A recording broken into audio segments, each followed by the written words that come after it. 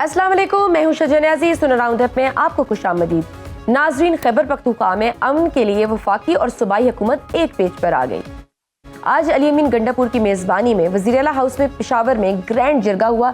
इस ग्रैंड जिरगे में वफाकी वज़ीर दाखिला मोहसिन नकवी, गवर्नर KPK फैसल करीम कुंडी के अलावा तमाम सियासी जमातों की क़यादत ने शिरकत की। वज़ीर आला अली अमीन गंडापुर ने जिरगे से इफ्तिताई खिताब करते हुए कहा कि मेरी दावत पर जिरगे में शिरकत करने और जिरगे की क़यादत के लिए मुझ पर एतमाद पर तमाम पार्लियामेंटेरियंस और कायदीन का शुक्रिया अदा करता हूँ। सियासी वाबस्तगी से बालातर होकर सूबे में अमन के लिए जमा हुए हैं और आवाम हों या फोर्सेस, जानो माल का तहफ़्फ़ुज़ हमारी जिम्मेदारी है। वज़ीर आला KPK ने कहा कि तसादुम या तशद्दुद नहीं बल्कि मुज़ाकरात ही से अमन मुमकिन है और जिरगे से अमन का रास्ता निकालने में कामयाब होंगे। सियासी इख्तलाफात के बावजूद अमन व खुशहाली तरजीहात हैं और मुज़ाकरात ही तमाम मसाइल का हल है। एक तरफ वज़ीर आला KPK की सरबराही में तमाम सियासी जमातें अमन के लिए मुत्तहिद हो रही हैं, तो दूसरी जानिब मुल्क में आईनी तरमीम के हवाले से भी जोड़ तोड़ का सिलसिला जारी है। आज बिलावल भुट्टो जरदारी ने मियां नवाज शरीफ से पंजाब हाउस में मुलाकात की, जिसमें अदालती इस्लाहात से मुतालिक आईनी तरामीम के मामले पर मुशावरत की गई। तफसीलात के मुताबिक आईनी तरामीम पार्लियामेंट में पेश करने का फैसला मुशावरत से किया जाएगा, जबकि तारीख का तयन दोनों जमातें दीगर जमातों से मुशावरत के बाद तय करेंगी। ताहम गुज़श्ता रोज सहाफ़ियों से मुलाकात के दौरान बिलावल भुट्टो का कहना था कि आईनी तरमीम के लिए टाइम लाइन का मसला नहीं है, हुकूमत जल्दी घबरा जाती है, सियासत में जो डर गया वो मर गया। 25 अक्टूबर से कब्ल तरमीम मंजूर करा ली जाएगी। हुकूमत के पास ज़मीर पर वोट लेने का ऑप्शन मौजूद है। बिलावल भुट्टो ने यह भी कहा कि इस बात से कोई फर्क नहीं पड़ता कि चीफ जस्टिस कौन होगा, ना ही तरमीम के लिए कोई डेडलाइन है। तहम इस बात से जरूर फर्क पड़ता है कि किसी भी चीफ जस्टिस का तर्ज अमल इफ्तिखार चौधरी जैसा नहीं होना चाहिए। एक तरफ मुस्लिम लीग नून और पीपल्स पार्टी मुश्तरका हिकमत अमली के तहत आगे बढ़ रहे हैं, तो दूसरी जानिब तहरीके इंसाफ की क़यादत की मौलाना फजल रहमान से मुलाकातों का सिलसिला भी जारी है। अब क्या ये मुलाकातें मौलाना फजल रहमान को आईनी तरमीम की मुखालफत पर कायम रख सकेंगी? सवाल यह है कि क्या पाकिस्तान में एक मरतबा फिर ज़मीर की आवाज़ पर ज़मीर का कारोबार होगा? सवाल तो ये भी अहम है कि अगर तमाम इख्तलाफात के बावजूद वफाकी हुकूमत और KPK हुकूमत अमन के लिए इकट्ठे हो सकते हैं, तो दोनों कुव्वतों के दरमियान सियासी और आईनी बहरान पर इत्तफाक राय क्यों नहीं हो सकता? इस सब पर बात करने के लिए हमें ज्वाइन की है सेक्रेटरी इत्तलात तहरीके इंसाफ शेख वकास अकरम। सर, आपके वक्त का बहुत शुक्रिया।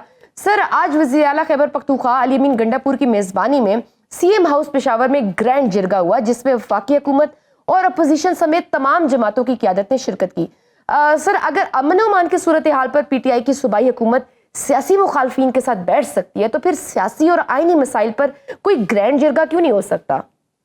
देखिए, ये तो एक पर्टिकुलर इशू है और वो खत्म करें तो मैं ये समझता हूँ कि एक स्पेसिफिक इशू एक सूबे के मुतलका है और ये स्टेक होल्डर्स हैं जो इस जिरगे के अंदर शामिल हुए हैं, चाहे वो किसी भी पार्टी से ताल्लुक रखते हैं। बाय एंड लार्ज एक पख्तून जिरगा है, तो इसका तो इसके अलावा कोई हल नहीं था। जो आपका असल सवाल है कि फिर आईनी मामलात के ऊपर क्यों नहीं हो सकते, तो ये आपको किसने कहा नहीं हो सकते? हम मौलाना फजल रहमान के साथ जो है इस पे हमने एंगेज किया। हमारी और जमात इस्लामी की पोजीशन इसके ऊपर एक है। हाफिज नईम साहब हमारे पास आए थे, हुकूमत की बात करिए, हुकूमत के साथ बताता हूँ, मैं आपको बताता हूँ ना, हम एक चीज के खिलाफ है। हुकूमत कहती है कि हम जजों को ट्रांसफर करना चाहते हैं, यानी कि वो 6 जज जिन्होंने खत लिखे थे उनको सजा देना चाहते हैं। हुकूमत कहती है कि जजों को लगाने का इख्तियार जो है और हटाने का इख्तियार वजीर आजम के पास होना चाहिए।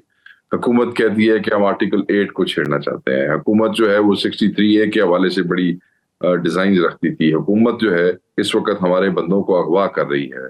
हुकूमत हमारे MNAs की फैमिलीज जो है उनको उठा रही है, ब्लैकमेल कर रही है, वोट जो है धौंस धांधली गुंडा गर्दी से लेना चाहती है। उस इशू में और एक पख्तून जिरगा में जो खूनरेजी से बचाने के लिए किया जा रहा है, उसमें जमीन आसमान का फर्क है। तो मैं नहीं समझता। हाँ, हमने तो अपना वाज़ेह मौक़िफ़ दे दिया है। अगर हुकूमत उस मौक़िफ़ को समझ जाए और उसके मुताबिक फैसला कर ले तो बड़ी अच्छी बात है। सर, वो तो गिला करते हैं कि PTI, वो तो सर गिला करते हैं कि आप मुज़ाकरात के लिए तैयार ही नहीं है, आप आते नहीं है, मुज़ाकरात आप सियासी जमातों के साथ करने को तैयार नहीं है, जो भी मसाइल हैं आप आए बैठे। हमने मुज़ाकरात किस लिए करने? हमें इनसे क्या चाहिए? हम पहले दिन से कह रहे हैं ये हमारी सीटों के चोर हैं, फॉर्म 47 के ऊपर बैठे हैं। हमारे पहले चोरी वापस करें ना।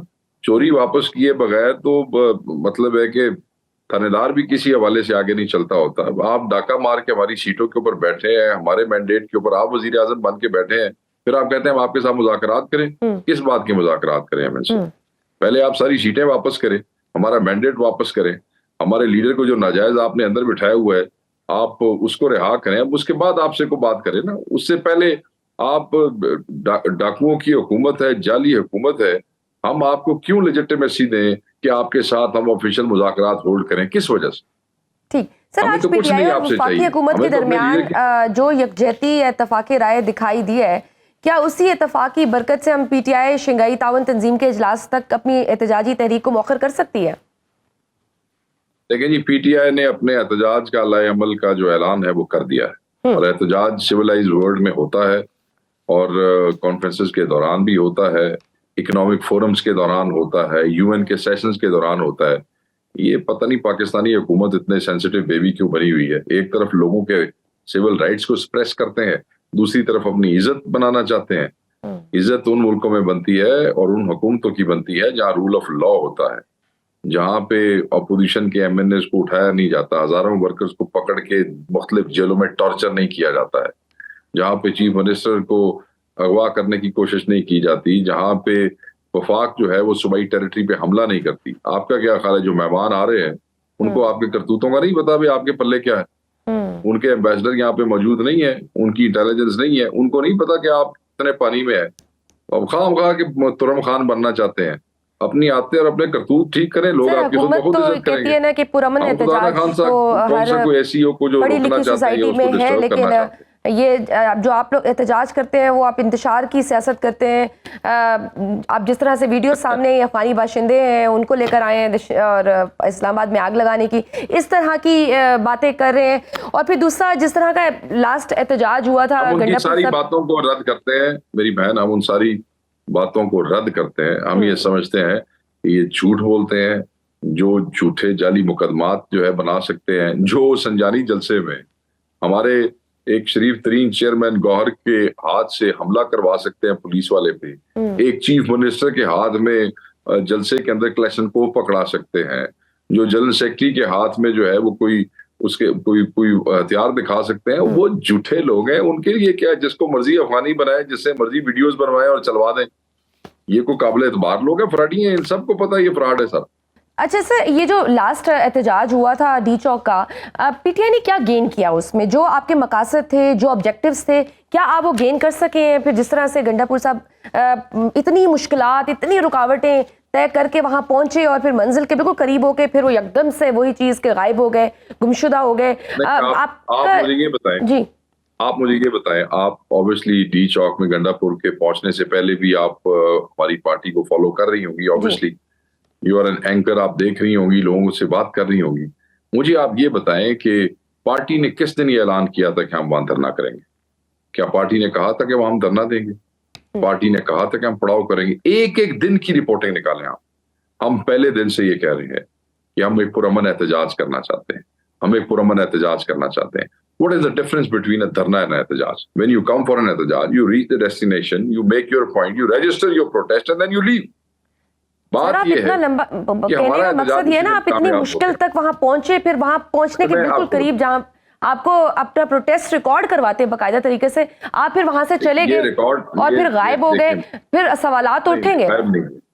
जो आदमी अपने घर से हजारों आदमी लेके निकलता है, मोबिलाइज करता है और अटक के पुल पे 10 घंटे गैस खाता है, टोटली 30 घंटे की टेयर गैस का मुकाबला करता है, तो जिस वक्त उसको अटक के पुल पे रोका गया और उसने क्रॉस कर लिया, तो हमारा एहतजाज जो है वो रजिस्टर भी हो गया, कामयाब भी हो गया। जिस वक्त वो बुरहान पे रोका गया और वहां पे उस पर शेलिंग की गई, हमारा एहतजाज जिसको नहीं भी पता था पूरी दुनिया में, उसको भी पता चल गया कि पाकिस्तान में क्या जुल्म और जबर हो रहा है। जिस वक्त वो कटी पहाड़ी के पास आया और वहां पे दोनों साइडों से पुलिस ने उसको और हेलीकॉप्टर से जो है उसके ऊपर शेलिंग करवाई, उसका ये मतलब था कि इस हुकूमत की टांगे कांप गई हैं। जिस वक्त वो संजानी से मुड़ता है और F7 तक पहुंचता है, इसका ये मतलब है कि ये जो मगरूर गुंडे और ये गासिब फस्ताई हुकूमत के मोहरे जो ये कहते थे कि डी चौक पे चिड़िया पर नहीं मार सकती है, हम किसी को आने नहीं देंगे, हम आहनी हाथों से, कोई खातून لاہور میں پریس کانفرنس کرتی ہوتی ہیں 8 گھنٹے بعد جس وقت ہمارا احتجاج ہوتا ہے. ہم آہنی ہاتھوں سے نپٹیں گے. وہ سارے آہنی ہاتھ بھی, وہ ساریاں چڑیاں بھی, وہ ساریاں کراس کر کے وہ وہاں پہ پہنچ گیا, اور اس نے وہاں کھڑے ہو کے لوگوں کو یہ کہا کہ میرا وعدہ تھا عمران خان صاحب سے کہ میں یہاں پہنچوں گا, میں یہاں پہنچ گیا ہوں, اور یہی ہمارا وہ ڈیسٹینیشن تھی. اب آگے جیسے خان صاحب فیصلہ کریں. ٹھیک. اچھا, گنڈا پور صاحب نے کے پی اسمبلی میں خطاب کرتے ہوئے یہ بھی کہا کہ میں انتظار کروں گا کہ ملک کے لیے کوئی اچھا فیصلہ ہو. وہ اچھا فیصلہ کیا ہو سکتا ہے؟ اچھا فیصلہ تو دیکھیں فیصلہ تو یہ ہو سکتا تھا نا کہ اگر آپ اس کی ٹیریٹری پہ حملہ نہ کرتے اور اس کو کنسٹرینٹ نہ کرتے بائی لیگل لینگویج. جب آپ کسی کو کنسٹرینٹ کر لیتے ہیں تو دیٹ اماؤنٹس ٹو کڈنیپنگ. اور ان کو وہاں پہ, اور انہوں نے کہا کہ ڈسگریسفلی وہ ہیوملیٹ کرنا چاہتے تھے نا, جیسے عمران خان صاحب کو لوگوں کے جذبات ابھارنا چاہتے تھے. سی ایم کے پی کو یہاں پہ ہیوملیٹ کر کے گرفتار کرتے قتل و غارت کروانا چاہتے تھے. وہ تو اس نے احسان کیا ہے کہ اس نے اپنے آپ کو پروٹیکٹ کیا, اس نے اس سارے فساد سب کی جان چھڑائی. کا ڈیزائن ہی یہ تھا. آپ نے کبھی دیکھا ہے کہ رینجرز اور پولیس انٹر اور ایریل فائرنگ کرتی ہوئی جائے؟ تو میں یہ سمجھتا ہوں کہ وہ آئے, انہوں نے احتجاج رجسٹر کرایا. یہ جو لوگ کہتے تھے نا, یہی کئی اینکر کہتے تھے پی ٹی آئی ختم ہو گئی ہے, اسٹریٹ پاور نہیں ہے, ان کے پلے کچھ نہیں ہے, یہ احتجاج نہیں کر سکتے. ہم نے سب کے منہ بند کر دیے. ہم اس وقت اس ملک کی سب سے بڑی پاور ہے, جس کے پاس سب سے زیادہ اسٹریٹ پاور ہے, جس کے نوجوان, جس کے بچے, پڑھے لکھے لوگ گھنٹوں تک گیس برداشت کرتے ہیں.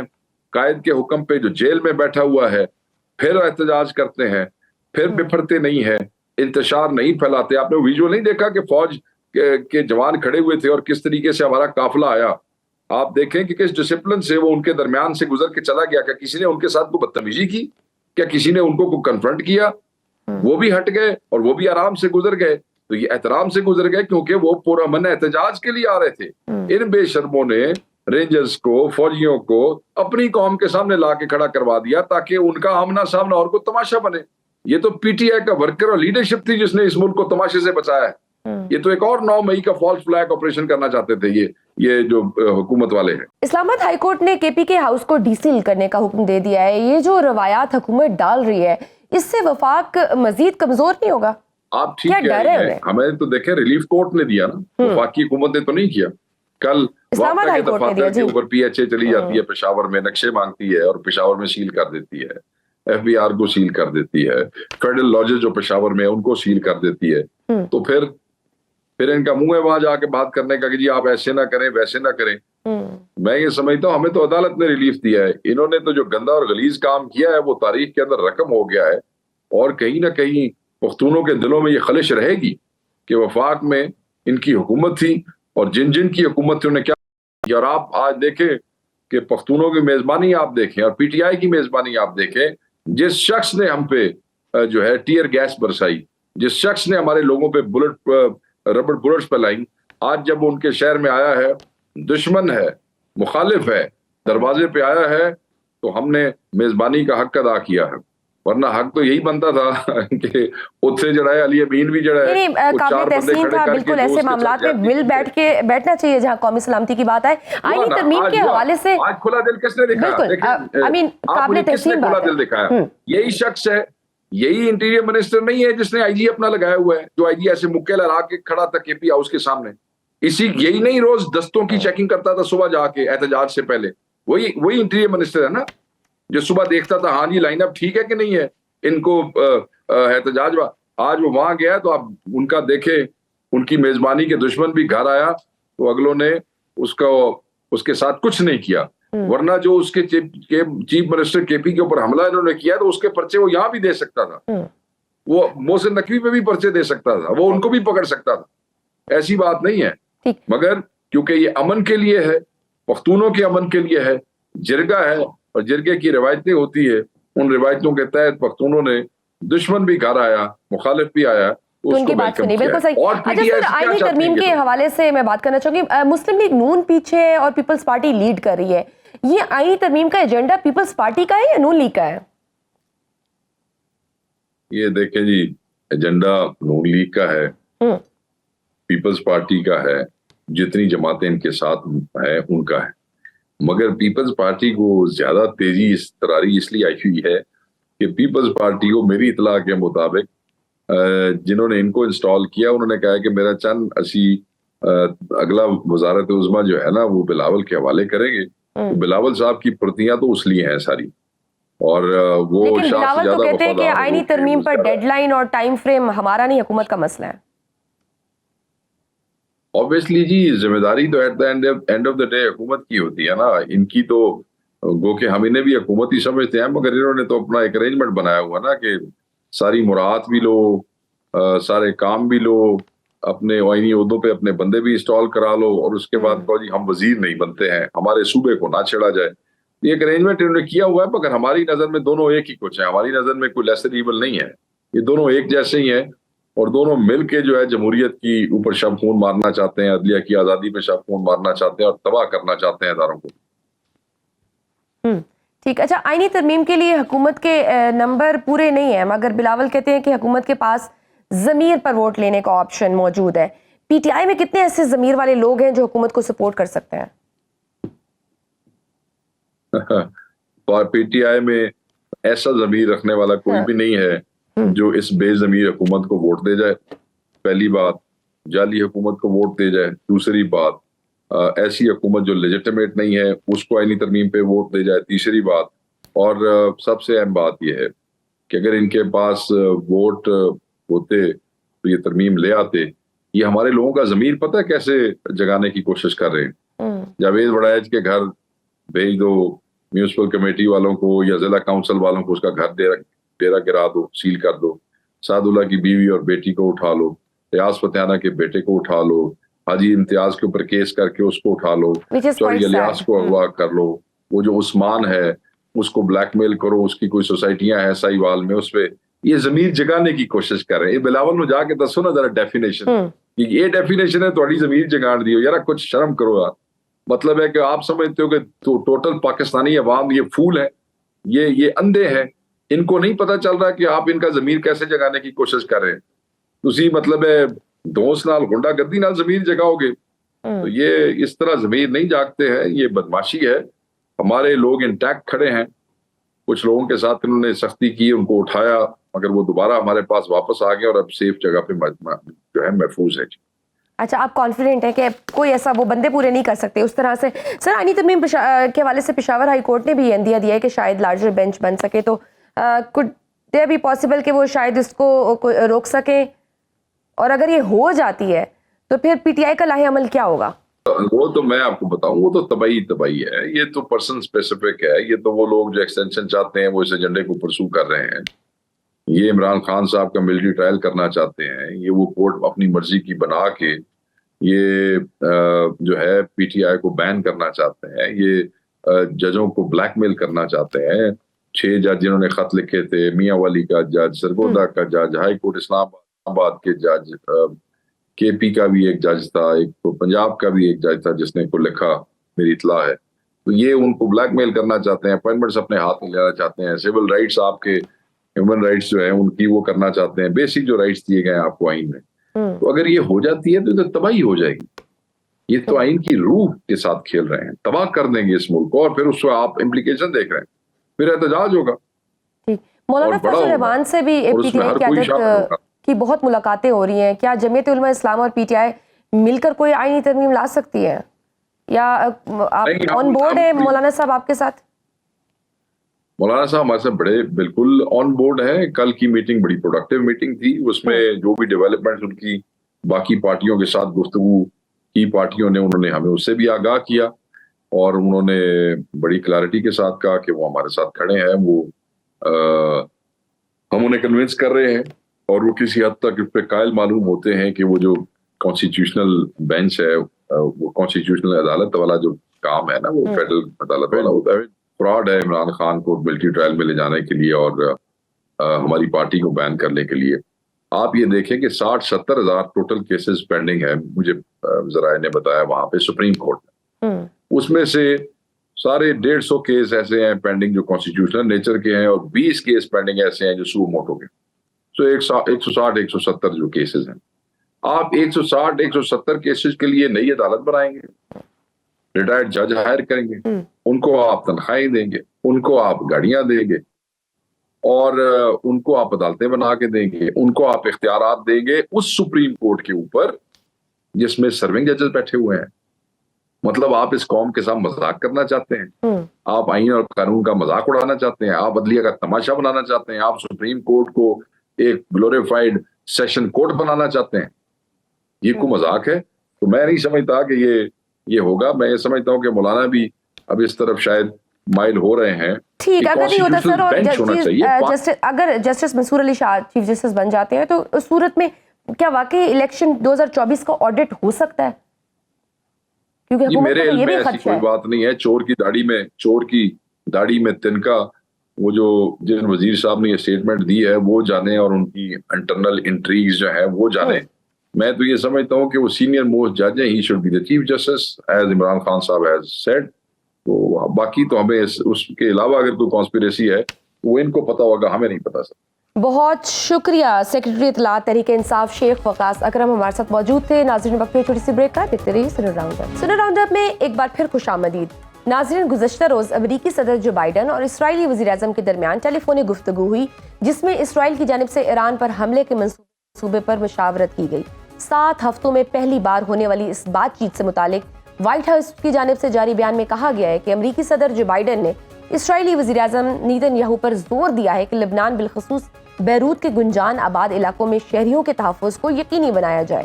امریکی صدر کی جانب سے لبنانی اور اسرائیلی شہریوں کو محفوظ طریقے سے ان کے گھروں تک واپس بھیجنے کے لیے سفارتی اور مذاکراتی عمل کو بحال کرنے پر بھی زور دیا گیا ہے. نائب صدر کاملا ہیرس کے ہمراہ ٹیلی فون پر گفتگو کے دوران بائیڈن نے ایک بار پھر اسرائیل پر ایران کے میزائل حملے کی واضح طور پر مذمت کی اور اسرائیل کی سلامتی کے لیے امریکہ کے عزم کا اعادہ کیا. دونوں رہنماؤں نے غزہ میں جانی نقصان اور حماس کے زیر حراست یرغمالیوں کی رہائی کے لیے بھی سفارتکاری اور مذاکرات کا راستہ اپنانے پر تبادلہ خیال کیا. دونوں رہنماؤں کے درمیان ٹیلی فونک گفتگو اس وقت کی گئی جب اسرائیل، ایران اور حزب اللہ کے درمیان جنگ بندی کے معاہدے تک پہنچنے کا کوئی امکان نظر نہیں آ رہا، بلکہ تنازع میں تیزی سے اضافہ ہو رہا ہے. اسرائیل کی جانب سے ایران کی جوہری تنصیبات پر حملے کا خدشہ بھی ظاہر کیا جا رہا ہے. اسرائیلی وزیر دفاع یہ کہتے ہیں کہ ایران پر حملہ مہلک، متناسب اور حیران کن ہوگا، جبکہ ایرانی جنرل یہ کہتے ہیں کہ ایک بھی حملہ ہوا تو دشمن کو دھول میں اڑا دیں گے. ایران پر کوئی بھی اسرائیلی حملہ اب بغیر جوابی حملے کے نہیں ہو سکے گا. سوال یہ ہے کہ کیا امریکہ اسرائیلی جارحیت کو روکنے میں سنجیدہ ہے؟ سوال یہ ہے کہ کیا اسرائیل ایران پر براہ راست کر سکتا ہے؟ سوال تو یہ بھی اہم ہے کہ کیا لبنان بھی ایک اور غزہ بن سکتا ہے؟ اس سب پر ہمیں بات کرنے کے لیے ہمیں جوائن کیا بین الاقوامی امور کے ماہر سابق وزیر خارجہ خورشید محمود قصوری صاحب. سر، آپ کے وقت کا بہت شکریہ. سر، گزشتہ روز امریکی صدر اور اسرائیلی وزیر اعظم کے درمیان ٹیلی فونک گفتگو ہوئی جس میں ایرانی حملے کے بعد ممکنہ اسرائیلی رد عمل پر تبادلہ خیال کیا گیا ہے. آپ کے نزدیک کیا اسرائیل اور امریکہ براہ راست ایران کے ساتھ جنگ افورڈ کر سکتے ہیں؟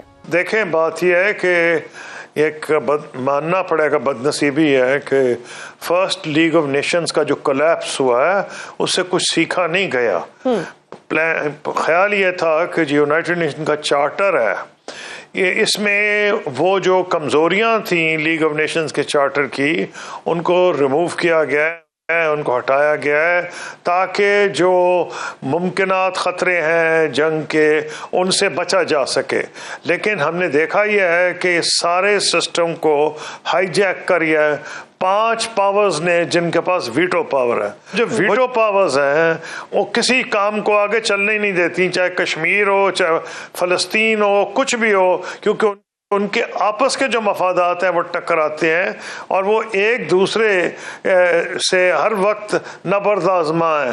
تو یہ سب اس کی نظر ہو گیا. لیکن جو آپ بات کر رہی ہیں اس کی کہ اسرائیل کی اور ایران کے بارے میں یا امریکہ کے، جہاں تک امریکہ کا تعلق ہے بدنصیبی سے یہ جو Israel is not a foreign policy issue United States میں، وہاں یہ اندرونی معاملہ ہے وہاں کی پولیٹیکل سیٹ اپ کا حصہ ہے. اور یہ ماننا پڑے گا کہ بہت بدقسمتی ہے کہ دونوں پارٹیز جو ہیں ریپبلکنز اور ڈیموکریٹس، ان کی جو لیڈرشپ ہے وہ بالکل کمپلیٹلی اموبلائز ہو جاتی ہے، کچھ نہیں کرنے کی پوزیشن میں ہوتی جب اسرائیل کا نام آ جائے. اس کی 2-3 وجوہات ہیں. ایک تو وجہ اس کی یہ ہے کہ جو اسرائیلی لابی ہے جس کے بارے میں ہم بہت سنتے رہتے ہیں، ایک تو وہ بڑی مضبوط ہے اور وہ کیپیسٹی رکھتے ہیں، اتنی ویل آرگنائزڈ ہیں کہ وہ کینڈیڈیٹس کو ہروا بھی سکتے ہیں، اور نہ صرف پریزیڈنشل کینڈیڈیٹ میں حصہ لیتے ہیں بلکہ وہ الیکشنز جو سینٹ کے اور کانگریس اس میں بھی وہ رول. اس لیے سب کانگریس مین اور جو سینیٹرز ہیں جب اسرائیل کا نام آتا ہے تو ان کو تھر تھری سے چھٹ جاتی ہے، وہ کانپنے لگتے ہیں اس کے ڈر سے. دوسری مصیبت یہ ہے کہ وہاں امریکہ کے اندر بہت سے حصوں میں جو کرسچن ایونجلسٹ ہیں ان کا بہت زیادہ اثر ہے، ان کا ووٹ بہت پکا ہے.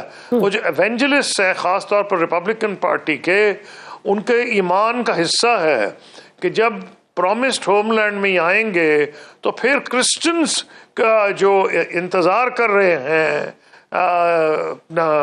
سیکنڈ کمنگ کا جو بھی ہے تو وہ اس وقت ظہور پذیر ہوگی. تو اس لیے جو بلیونگ کرسچن ایونجلسٹ ہیں ان سے بھی ڈرتے ہیں جو امریکہ میں ووٹرز ہیں، جو کینڈیڈیٹس ہیں، چاہے وہ کانگریس میں ہو، اسٹیٹ چاہے وہ لڑ رہے ہو کانگریس کے آئیدر ہاؤس، سینٹ ہو یا ہاؤس آف ریپرزینٹیٹیوز، وہ کچھ بھی ہو تو وہ ان کا اس سے بہت سخت ان کو تھرتھری سی لگ جاتی ہے. اب ان حالات میں امریکہ سے زیادہ توقع تیسری وجہ نہیں کی جا سکتی کہ لیم ڈک پریزیڈنٹ بن گئے جو ہیں پریزیڈنٹ بائیڈن.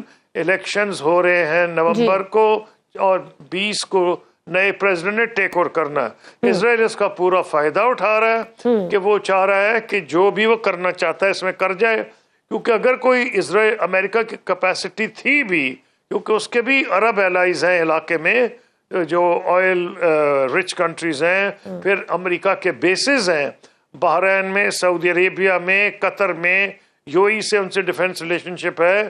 تو وہ اگر چاہتا بھی انہیں کنٹرول کرنا تو اس کی کیپیسٹی ٹو کنٹرول کم ہو گئی ہے. تو اب اسرائیل سے جو کل بات ہوئی ہے، یہ 7 ہفتے کے بعد ہوئی ہے بائیڈن کی.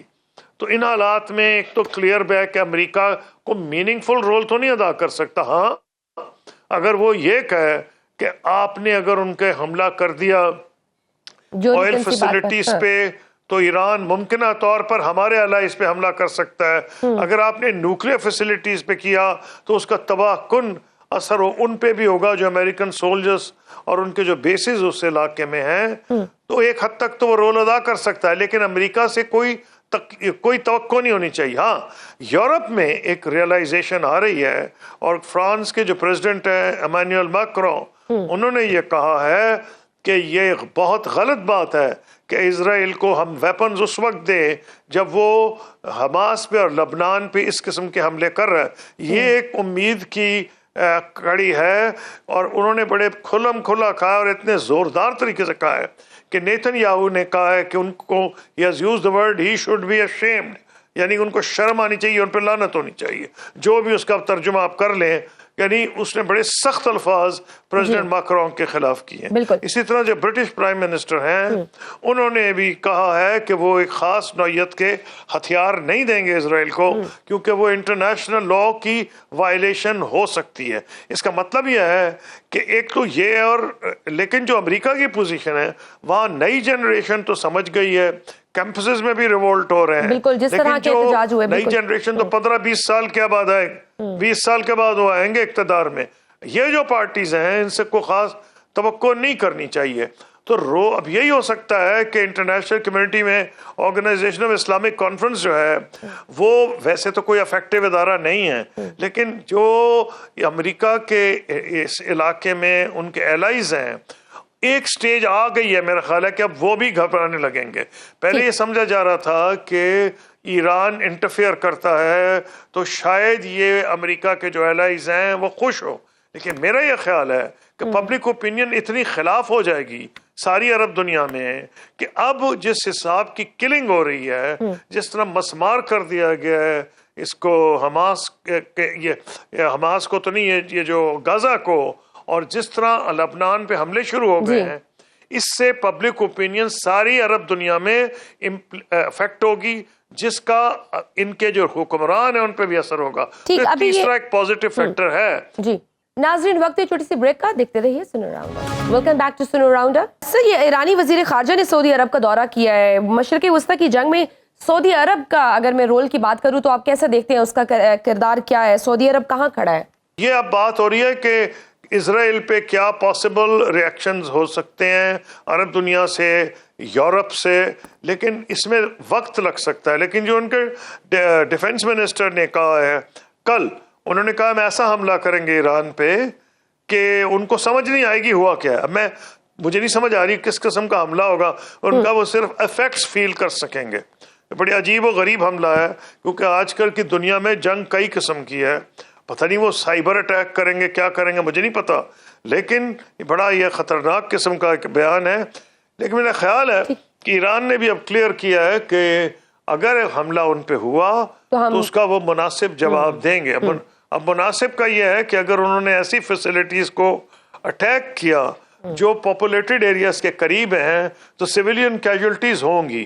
اسرائیل کی جو ویکنس ہے بنیادی طور پر یہ ہے کہ وہ دنیا کے یہودیوں کے لیے ایک ریاست بنی تھی۔ اس جنگ کے بعد جو لوگ یہاں سے لوگ نکلنے شروع ہو گئے، وہ اسرائیل سے باہر جا رہے ہیں، یعنی یہودی باہر جا رہے ہیں، اور جو اندر آتے تھے وہ بھی کم ہو گئے ہیں۔ اوپر سے اگر اس قسم کی جنگ رہے گی تو امریکن جوز جو ہیں ان میں بڑا ایک ان کے خلاف ریاکشن آ رہا ہے، خاص طور پہ جو ینگر جنریشن ہے۔ تو اس دن تمام چیزوں کا ایک حد تک اثر ہے، لیکن بدنصیبی یہ ہے کہ امریکن ایڈمنسٹریشن اس وقت لیم ڈک ایڈمنسٹریشن ہو گئی، کیونکہ وہ پریزیڈنٹ بائیڈن تو الیکشن لڑ نہیں رہے ہیں۔ اس لیے کل دونوں نے بات کی ہے، کاملا ہیرس نے بھی کی ہے اور بائیڈن نے بھی کی ہے بات چیت۔ ٹھیک سر، کیا حماس کی نسبت حزب اللہ اسرائیل کے لیے زیادہ خطرناک ثابت ہوا ہے؟ اس کی وجہ یہ ہے کہ حماس کو جو ایک سرپرائز اسرائیل نے دیا ہے، اور وہ بالکل ماننا پڑے گا، ان کو جو انٹیلیجنس وکٹری ہوئی ہے، یعنی ان کے اوپر وہ جا کے انہوں نے اپنے جاسوس گھسا دیے ہیں حماس میں، اس میں حزب اللہ میں، یہ ان کو بہت بڑا ایڈوانٹیج ہوا ہے، جس کی وجہ سے وہ جو ان کے پیجز یا جو واکی ٹاکیز ہے ایکسپلوڈ ہوئے ہیں، جس طرح انہوں نے ٹارگیٹڈ حملے لیڈرشپ کو کیا ہے، تو یہ ماننا پڑے گا کہ یہ بہت بڑی بدنصیبی ہے۔ لیکن جو گراؤنڈ پہ ہو رہا ہے اٹیک، اس کا بڑا زبردست مقابلہ حزب اللہ کر رہا ہے، اور ایران یہ جو اسرائیل کو خود ایڈمٹ کرنا پڑا کہ کافی اس کو ریزسٹنس ہے، اور کئی اسرائیلی فوجی مارے گئے ہیں وہاں۔ سر، ایران پاکستان کا ہمسایہ تو اگر اس خطے میں جنگ ہوئی تو اس کے پاکستان پر کیا اثرات مرتب ہوں گے؟ بہت برے ہوں گے۔ پہلی مسئلہ یہ ہے کہ پاکستان دنیا کا واحد ملک ہے کہ یہاں سنی اور شیعہ جی دونوں انٹیگریٹڈ ہے سوسائٹی میں، باوجود اس کے چھوٹے موٹے کوئی نہ کوئی ایشوز ہوتے رہتے ہیں۔ دوسرا، جو مجھے امید ہے کہ یہ نہیں ہوگا، کیونکہ پاکستان نے ثابت کیا ابھی تک کہ شیعہ سنی معاملے پہ وہ انہوں نے ایک کوہیژن ہے، ان کے درمیان ایک یگانگت ہے نیشنل ایشوز کے اوپر۔